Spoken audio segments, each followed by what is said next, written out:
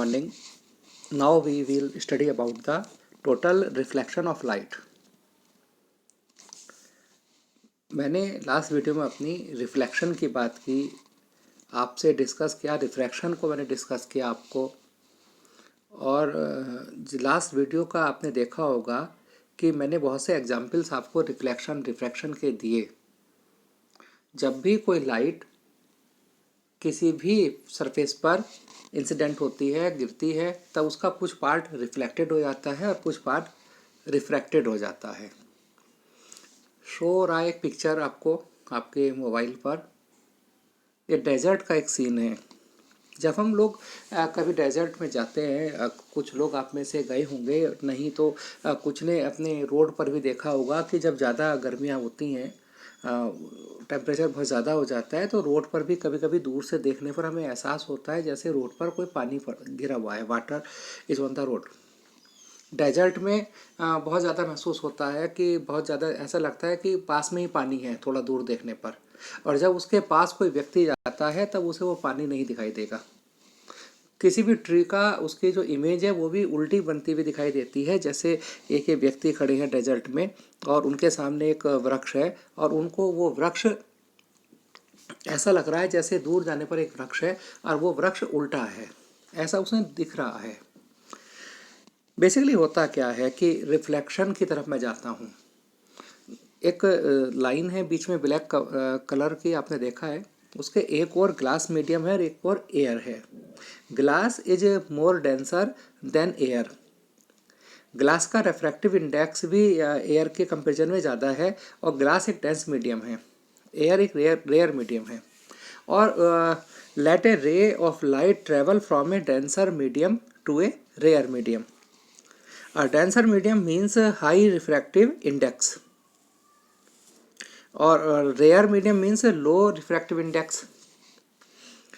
When a ray travel from a medium of high refractive index to a medium of lower refractive index, after refraction the ray of lights bends away from the normal. एक light है, light रे है ओ ए पर incident होती है, dense medium से rare medium में जाती है। आप देख रहे हैं रिफ्रैक्शन के बाद यह जो रे है वो नॉर्मल से दूर हो गई।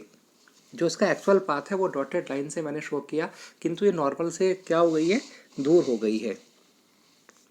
मैंने लास्ट वीडियो में एक आपसे और बोला था कि जो रिफ्रैक्शन है या बेंडिंग ऑफ रेज है, रेज का मुड़ जाना केवल रेफ्रैक्टिव इंडेक्स पर डिपेंड नहीं करता है, वो डिपेंड करता है एंगल ऑफ इंसिडेंस पर भी। अब हमने एंगल ऑफ इंसिडेंस बढ़ा दिया, थोड़ा सा चेंज कर दिया।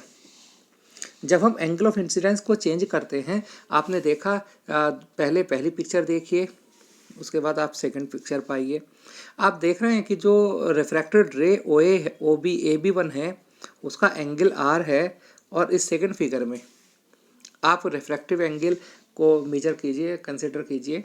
आपको ज़्यादा लगा ना, एंगल ऑफ इंसिडेंस को इंक्रीज करने पर जो रे है वो नॉर्मल से और ज़्यादा दूर हो जाती है। हम एंगल ऑफ इंसिडेंस को और ज़्यादा इंक्रीज करते हैं, स्मॉल आर की वैल्यू फिर से और ज़्यादा बढ़ जाएगी, इंक्रीज हो जाएगी। होता क्या है, the angle of refraction is greater than the angle of incidence. Angle of refraction की वैल्यू एंगल ऑफ इंसिडेंस की वैल्यू से भी ज़्यादा है। Now if the angle of incidence increases, the angle of refraction also increases. अगर हम angle आई की value बढ़ाते हैं, आर की वैल्यू भी अपने आप बढ़ती जाती है। धीरे धीरे एक पोजीशन ऐसी आ जाती है कि आई की एक स्पेशल वैल्यू के लिए आर की वैल्यू 90 डिग्री हो जाती है। लाइट रे OA ए पर इंसिडेंट होती है, ए पर इंसिडेंट होने के बाद वो पैरेलल हो जाती है 90 डिग्री, उसका रिफ्रैक्टिव एंगल 90 डिग्री हो जाता है। For a particular value of I for which the angle of refraction becomes 90 degree, that angle of incidence may be called critical angle. ऐसे इंसिडेंट एंगल ऑफ इंसिडेंस को जिस पर refraction angle 90 degree हो जाता है, हम बोलते हैं क्रिटिकल एंगल।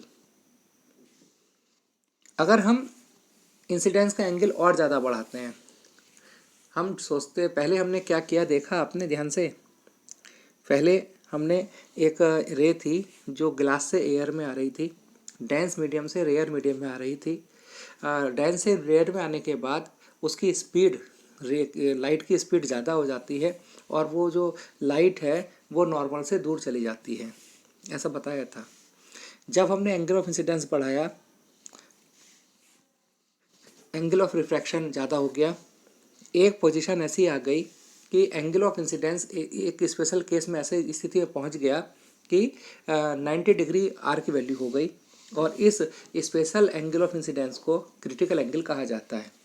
अगर हम आगे फिर से एंगल ऑफ इंसिडेंस को इंक्रीज करते हैं तब क्या होगा, पोजीशन ये आ जाती है कि जो लाइट रिफ्रैक्टेड हो रही थी उसका एक जरा सा पार्ट भी रिफ्रैक्टेड नहीं होता, बल्कि लाइट पहले वाले मीडियम में ही वापस आ जाती है, रिफ्लेक्शन होने लगता है।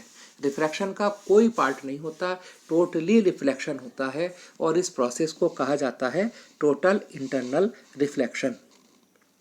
If we incident a ray from dense medium to a rear medium at angle which is more than critical angle, then the light ray will be reflected back into the first medium. Such a reflection is called total internal reflection. जो मैंने आपको पूरे discuss आपसे किया उसी के notes में आपको दे रहा हूँ साथ में। Let a ray of light travel from a medium of high refractive index to a medium of lower refractive index. मैं जानबूझकर हाई रिफ्रैक्टिव इंडेक्स और लो रिफ्रैक्टिव इंडेक्स की बात कर रहा हूँ, जैसे आपको बार बार डेंस और रेयर याद होते चले जाएं। After refraction the ray of light bends away from the normal, bends away, वापस आ जाती है light. Therefore the angle of refraction is greater than the angle of incidence. Now if the angle of incidence increases, the angle of R increases. For a particular value of I called the critical angle, the angle of refraction becomes 90 degree. The reflected ray then comes out parallel to the surface separating the two media. What happens for an angle of incidence greater than the critical angle? Critical angle से ज़्यादा हो जाने पर, अगर angle of incidence critical angle से ज़्यादा हो जाता है तब क्या होता है? For an angle of incidence greater than critical angle, refraction is not possible. Refraction possible नहीं रहता है, totally reflection होता है. So the ray reflects back into the first medium. This reflection obeys the law of reflection. Such a reflection is called total internal reflection. आप किसी college में suppose कीजिए कि 100 स्टूडेंट्स हैं, वो स्टूडेंट्स गेट तक पहुंचते हैं और गेट पर पहुंचकर ही पता चलता है कि आज कुछ कंडोलेंस या कोई स्पेशल कुछ हो गया है और आज कॉलेज ओपन नहीं होगा, और वो गेट से ही टोटल वापस आ जाते हैं, रिफ्लेक्ट बैक हो जाते हैं। तब हम कहेंगे कि टोटल इंटरनल रिफ्लेक्शन हो गया स्टूडेंट्स का कॉलेज के गेट से। कोई भी स्टूडेंट कॉलेज के गेट को क्रॉस ही नहीं किया, वहाँ तक पहुँचे 100 के 100 और रिफ्लेक्ट बैक हो गए, टोटल इंटरनल रिफ्लेक्शन हो गया। The total refraction of light traveling in a medium of high refractive index when it is incident on the boundary with another medium of lower refractive index at an angle greater than the critical angle is called the total reflection of light. केवल दो ही बातें बार बार हुई हैं कि total internal reflection के लिए क्या ज़रूरी है। इस पूरे डिस्कशन से आप समझ गए होंगे कि एक तो जो लाइट रे आएगी वो हमेशा डेंस मीडियम से रेयर मीडियम में आएगी, हमेशा हाई रिफ्रैक्टिव इंडेक्स मटेरियल से लो की ओर चलेगी, और दूसरा the angle of incidence would be greater than the critical angle. By total, here we used a word total, total internal reflection. Total का यूज क्यों किया गया? क्योंकि जब कोई रे किसी डेंस मीडियम से रेयर मीडियम में आती है और उसका angle of incidence critical angle से ज़्यादा हो जाता है तो रिफ्रैक्शन होता ही नहीं है, रिफ्रैक्शन 0% भी होता है, और टोटल ही जितना भी लाइट है वो सभी का सभी लाइट रिफ्लेक्टेड बैक हो जाता है, इस वजह से यह टोटल शब्द का हम टोटल वर्ड का हम यूज करते हैं। The critical angle is different for different pairs of medium. The higher the refractive index of the denser medium, the smaller is the critical angle of the pair. Refractive index और critical angle में एक relation होता है sin c equal to 1/n। n की value जितनी ज़्यादा होगी material के लिए, n की वैल्यू जितनी ज़्यादा होगी उसके लिए क्रिटिकल एंगल उतना ही कम होगा, और n की वैल्यू अगर कम है तब क्रिटिकल एंगल की वैल्यू ज़्यादा होगी। The refractive index of the medium is the lowest for red light and the highest for violet colour.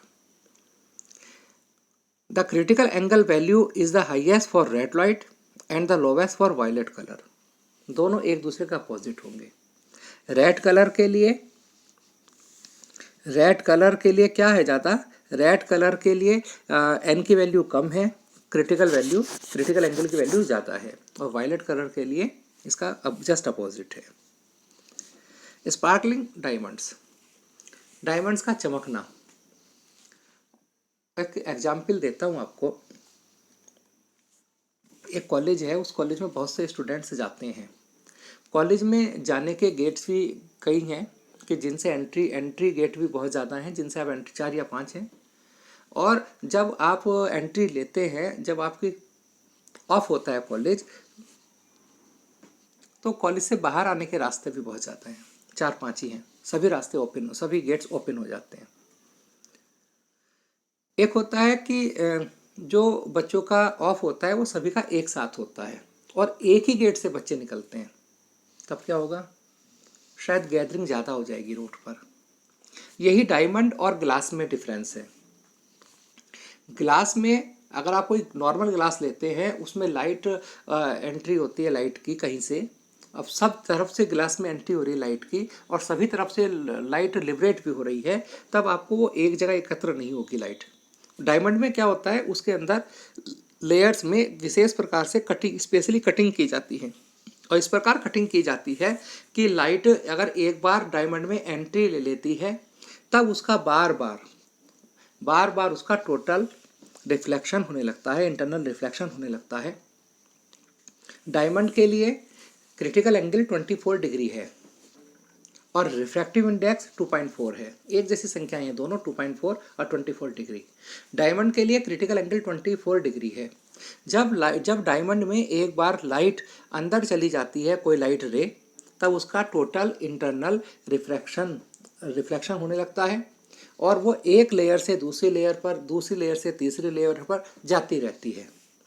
और जब तक वो अंदर ही उसका लाइट घूमती रहती है, जब तक एंगल ऑफ इंसिडेंस 24 डिग्री से कम नहीं हो जाता। और जब इंसिडेंस एंगल 24 डिग्री से कम हो जाता है, तब लाइट उसी एक पाथ से बाहर आ जाती है। पर ऐसा नहीं है कि डायमंड में से लाइट कहीं से भी बाहर आ जाएगी, और कभी भी आ जाएगी। लाइट अंदर से बाहर तभी आएगी डायमंड से, जब एंगल ऑफ इंसिडेंस की वैल्यू क्रिटिकल एंगल 24 डिग्री से कम हो जाएगी। और वो लाइट एक साथ जब एक जगह से निकल कर आएगी, हमारी आंखों की तरफ, आईज की तरफ आती है, इमेज बनती है, तो हमें वो चमकदार दिखाई देता है। The faces of the diamond are cut in such a way that most rays inside the diamond undergo total internal reflection.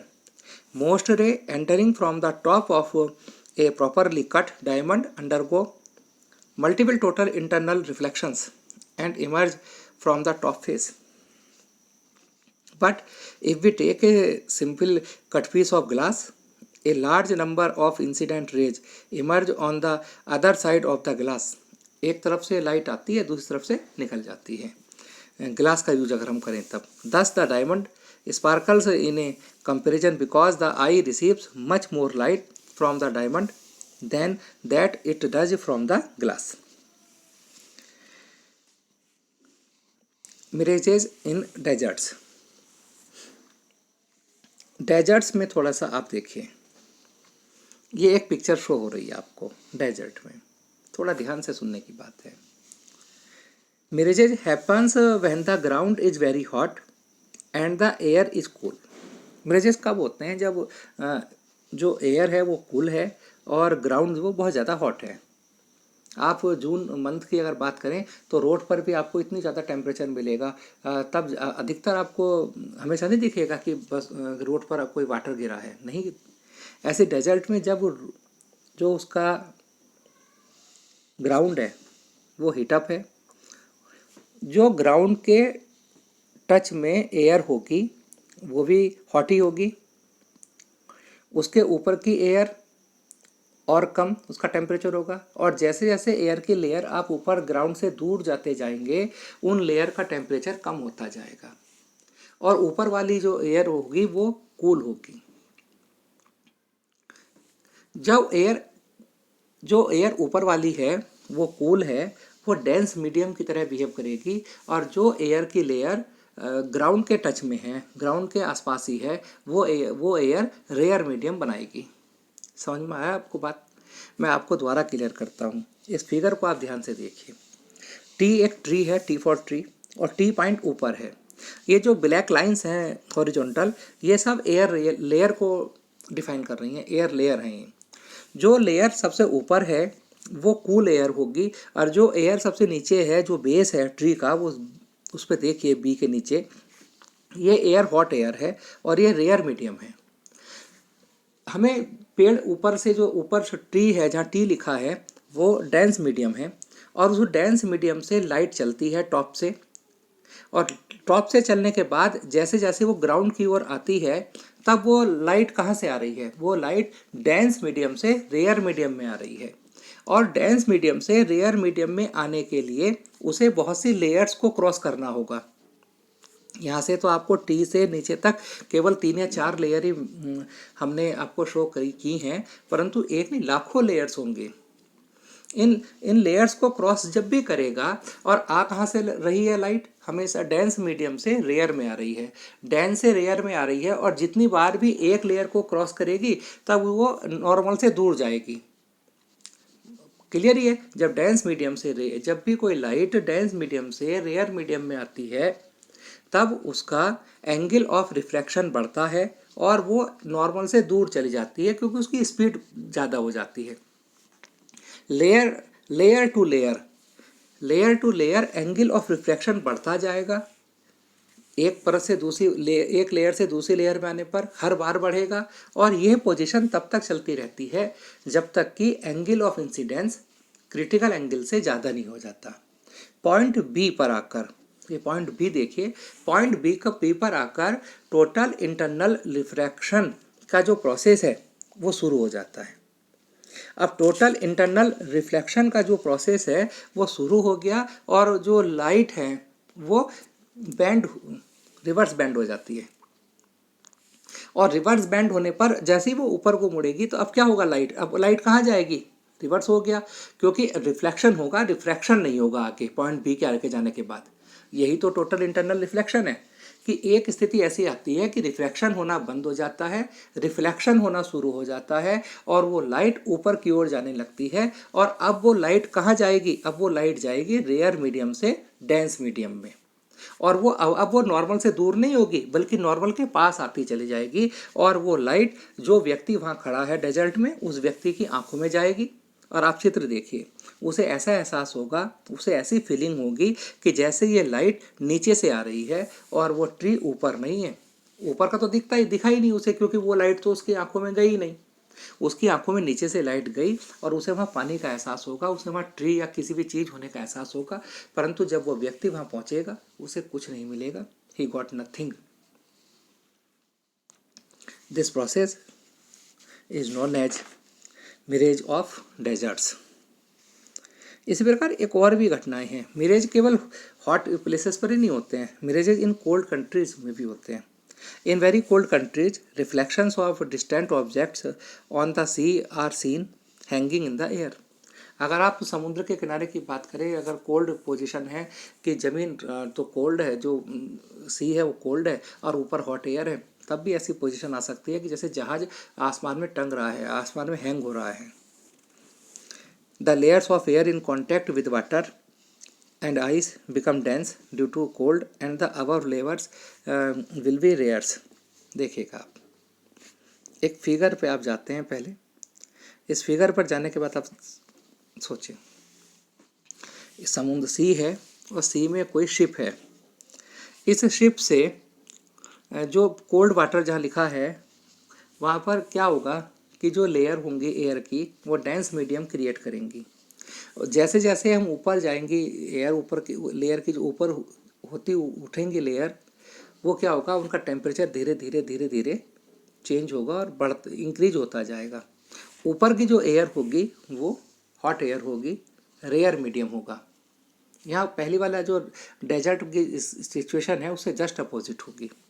यहाँ पर शिप से लाइट चलती है, वो लाइट कहाँ जा रही है? वो लाइट डेंस मीडियम से जा रही है और रेयर की तरफ जा रही है। ऊपर जैसे उठती जाएगी एक लेयर से दूसरी लेयर पे जाने पर टोटल इंटरनल रिफ्लेक्शन की तरफ धीरे धीरे बढ़ेंगे। जैसे ही लाइट एक लेयर से अपने से ऊपर वाली लेयर पे जाएगी, डेंस से रेयर मीडियम में जाएगी, तब वह नॉर्मल से दूर हटेगी क्योंकि उसकी स्पीड ज़्यादा हो जाएगी। नॉर्मल से दूर हटती जाएगी, फिर नेक्स्ट लेयर में जाएगी तब भी वो नॉर्मल से और ज़्यादा दूर हटेगी और यह प्रोसेस चलता रहेगा। कब तक? जब तक कि angle of incidence critical angle से ज़्यादा नहीं हो जाता है। उस पोजीशन में जाने के बाद टोटल इंटरनल रिफ्लेक्शन का प्रोसेस होने लगता है और वो लेयर रिवर्स बैक हो जाती है और वापस नीचे की ओर आने लगती है। वो लेयर जो व्यक्ति समुद्र सी के किनारे बैठा है, बीच पर बैठा है, उस व्यक्ति को वो लेयर वो ऐसा लगेगा लाइट जैसे ऊपर से आ रही है और उसे ऐसा फीलिंग होगी कि जो शिप है वो स्काई में हैंग हो रहा है। यही प्रोसेस है। इस प्रकार अन्य प्रोसेस भी होते रहते हैं जो टोटल इंटरनल रेफरेंस पर होते हैं। द रिफ्रैक्टिव, एक क्वेश्चन यहाँ आता है, उससे पहले मैं आपको एक कुछ सिंबल्स का एक्सप्लेनेशन करना चाहता हूँ। कहीं पर अगर ANW लिखा है, ANW में N रिफ्रैक्टिव इंडेक्स है, A for air, W for water. ANW का मीनिंग है refractive index of water relative to air. जो पहला वर्ड है A, उसके रिलेटिव में refractive index of water. ANG refractive index of glass relative to air. WNA refractive index of air with respect to water. GNA अर्थात जो last का word है उसके हम रिफ्रैक्टिव इंडेक्स की बात कर रहे हैं और जो पहला वर्ड है उसके रिलेटिव में बात कर रहे हैं। ये दोनों एक दूसरे के अपोजिट होते हैं। ANW is equal to 1/WNA। Refractive index of water with respect to air is just opposite to the refractive index of air with respect to water। एक न्यूमेरिकल हमने इस पर दिया है, the refractive index of glass is 3/2 relative to air. So what will be the refractive index of the air relative to glass? 3/2 is the refractive index of glass. It means ANG is equal to 3/2. We want to find GNA. GNA is equal to 1/ANG, 1/3/2, 2/3। WNG means मैंने बताया आपको कि जो last का word है उसका refractive index की बात करेंगे और जो पहला वर्ड है उसके रेस्पेक्ट में करेंगे। Refractive index of glass with respect to water, WNG। Refractive index of glass relative to water, और WNG का अर्थ होगा यहाँ पर ग्लास का रिफ्रैक्टिव इंडेक्स ऊपर लिखेंगे, वाटर का नीचे। जिसके रिलेटिव में हमें कैलकुलेट करना है उसका रिफ्रैक्टिव इंडेक्स हमेशा आप नीचे लिखेंगे। WNG is equal to ANG/ANW। Last में एक numerical, the refractive index of water and glass is 1.35 and 1.5 respectively. What will be the refractive index if the light beam is going from glass to water? Prakash light जा रही है glass to water, हम water का refractive index ऊपर लिखेंगे और glass का refractive index हम नीचे लिखेंगे। देख लीजिएगा, GNW is equal to ANW/ANG। दोनों की वैल्यूज पुट कीजिए और आंसर कैलकुलेट कर लीजिए। थैंक्स। अंत में हमेशा की तरह एक अपील कि कोरोना वायरस से अपने आप को बचा कर रखें, नियमित हाथ धोते रहें, घर में रहें, सुरक्षित रहें।